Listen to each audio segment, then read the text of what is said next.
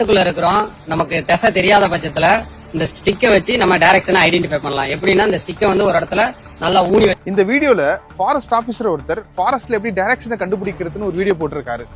அதே மெத்தட நம்மளும் ட்ரை பண்ணி பார்க்கலாம் வாங்க. எங்க கிட்ட குச்சி எதுவும் இல்லாததுனால இந்த ஸ்டாண்டை தான் எடுத்துட்டு போய் வச்சோம். இந்த ஸ்டாண்டோட நிழல் வந்து எந்த இடத்துல விழுதோ அங்க ஒரு சின்ன கல் வச்சுட்டேன். ஒரு 10 நிமிஷம் கழிச்சு அதோட நிழல் வந்து கொஞ்சம் மூவ் ஆகி இருந்தது. அந்த இடத்துல நான் 2வது கல்லை வந்து வச்சேன். இப்போ முதல் கல் வச்ச இடத்துல என்னோட லெஃப்ட் காலை வச்சுக்கிறேன். 2வது கல் வச்ச இடத்துல என்னோட ரைட் காலை வச்சுக்கிறேன். இப்போ நான் எனக்கு நேரா இருக்க டைரக்ஷனை தான் வந்து நார்த் டைரக்ஷன் சொல்லிட்டு மார்க் பண்ணிக்கலாம். எனக்கு பின்னாடி இருக்க டைரக்ஷனை சவுத்னு மார்க் பண்ணிக்கலாம். எனக்கு ரைட் சைட்ல இருக்க டைரக்ஷனை ஈஸ்ட்னு மார்க் பண்ணிக்கலாம். என்னோட லெஃப்ட் சைட்ல இருக்க டைரக்ஷனை வந்து வெஸ்ட்னு மார்க் பண்ணிக்கலாம். சன் வந்து எப்பவுமே ஈஸ்ட் டைரக்ஷன்ல இருந்து வெஸ்ட் டைரக்ஷன் தான் மூவ் ஆகும். ஆனா ஒரு குச்சியை வச்சுட்டு நம்ம சன்னோட நிழலை பார்த்தோம் அப்படின்னா அது வந்து வெஸ்ட் டைரக்ஷன்ல இருந்து ஈஸ்ட் டைரக்ஷனுக்கு மூவ் ஆகும். ஸோ ஒரு குச்சியை வச்சுட்டு நம்ம சன்னோட நிழலை கேப்சர் பண்ணோம் அப்படின்னா அந்த இடம் தான் வந்து நம்மளோட வெஸ்ட். இப்போ கொஞ்ச நேரம் கழிச்சு அந்த ஷேடோ வந்து மூவ் ஆகி இருக்குல்ல, அந்த டைரக்ஷன் நம்ம ஈஸ்ட்னு கன்சிடர் பண்ணிக்கலாம்.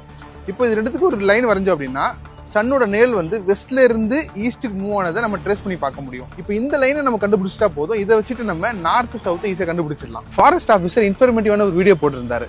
அதுக்கு பின்னாடி உள்ள சயின்ஸ் எக்ஸ்பிளைன் பண்ணலாம் தான் நாங்க இந்த வீடியோ பண்ணியிருந்தோம். இதே மாதிரி யூஸ்ஃபுல்லான சயின்ஸ் வீடியோஸ்க்கு LMES சப்ஸ்கிரைப் பண்ணிக்கோங்க.